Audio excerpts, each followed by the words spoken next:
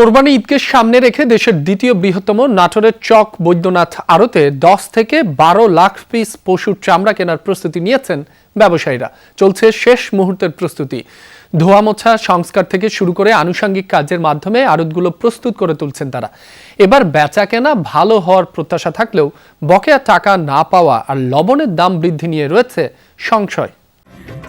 ঈদ আনন্দ শতভাগ সার্থক করতে রাঁধুনি বিরিয়ানি, কাচ্চি ও হায়দ্রাবাদি বিরিয়ানি মশলা। দেশের দ্বিতীয় বৃহত্তম চামড়ার আড়ত চক বৈদ্যনাথ কোরবানি ঈদকে সামনে রেখে চলছে শেষ মুহূর্তের প্রস্তুতি। ছোট বড় মিলিয়ে 2 শতাধিক আড়ত রয়েছে নাটোরের চক বৈদ্যনাথে।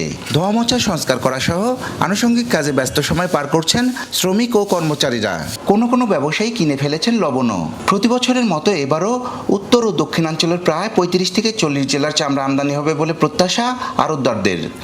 এখানে কম বেশি 30-35টা জেলার চামড়া আমদানি হয়ে থাকে এবং আমরা এবছর ঈদকে লক্ষ্য করে ঘরের বিভিন্ন মেরামত কার্যক্রম কমপ্লিট করেছি। চামড়া সংরক্ষণ করার জন্য আমাদের যে আড়তগুলো আছে, আড়তগুলো আমরা সংরক্ষণ করেছি এবং পরিপাটি কাজগুলো আমরা 90% অলরেডি আমাদের সারা হয়েও গেছে।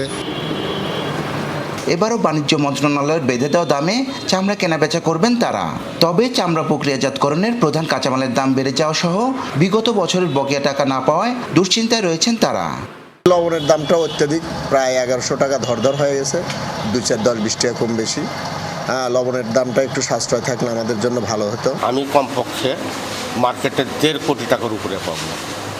এই টাকাগুলা কিন্তু আমার না, এগুলা হচ্ছে ব্যাপারীর টাকা। 2020 সালের পূর্বে আমাদের কিছু টাকা রয়ে গেছে টেন্ডারি মার্কেটে অনাদায়, যে টাকার পরিমাণ প্রায় 50 থেকে 60 কোটি টাকা হবে। এই টাকা আমরা পেলে আমাদের ব্যবসার গতিটা আরো বাড়তো। চামড়া বেচাকেনা সুষ্ঠু ও সুন্দরভাবে সম্পন্ন করতে সব ধরনের ব্যবস্থা নেওয়া হয়েছে বলে জানান প্রশাসনের ঊর্ধ্বতন কর্মকর্তারা। চামড়ার আড়ত কেন্দ্রিক সার্বিক নিরাপত্তা ব্যবস্থা যাতে জোরদার হয় সেজন্য পুলিশ বিভাগকে প্রয়োজনীয় নির্দেশনা প্রদান করা হয়েছে। অন্যান্য আইনশৃঙ্খলা বাহিনীও মাঠে অ্যাক্টিভ থাকবে। ঈদের দিন থেকে ক্রেতা বিক্রেতার হাঁকডাকে মুখরিত হয়ে উঠবে দেশের দ্বিতীয় বৃহত্তম এই চামড়া বাজারটি। ইতিমধ্যে চামড়া সংরক্ষণের জন্য আড়তগুলো প্রস্তুত করে তুলেছেন ব্যবসায়ীরা। তবে পাওনা টাকা না পাওয়া এবং লবণের অতিরিক্ত দাম তাদের ভাবিয়ে তুলছে।